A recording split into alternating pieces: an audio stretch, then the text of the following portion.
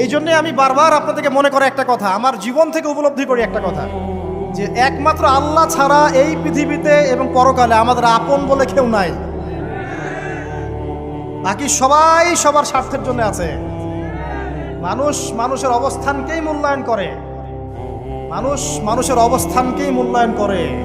আল্লাহ রাব্বুল আলামিন আপনার ভিতরটাকে ভালোবাসেন। দেখেন, আপনি যখন নামাজ পড়েন নাই, আল্লাহ পাক কিন্তু আপনাকে ধ্বংস করে দেন নাই। আল্লাহ পরম করুণাময় আপনাকে হেদায়েত দিয়ে নামাজি বানিয়ে দিয়েছেন। জীবনে অনেক পাপ করেছেন, ইনস্ট্যান্ট আল্লাহ পাক শাস্তি দিতে পারতেন, আল্লাহ পাক দেন নাই। আল্লাহ আপনাকে ভালোবাসেন, আল্লাহ আমাকে ভালোবাসেন।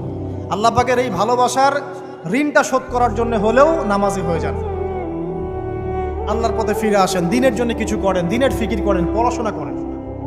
প্রিয় ভাইরা, আল্লাহ পাক তৌফিক দান করুন। দেখুন, এই রিবা থেকে দূরে থাকার জন্য একটা হাদিস যথেষ্ট, যে 4 শ্রেণীর মানুষকে আল্লাহ রাসূল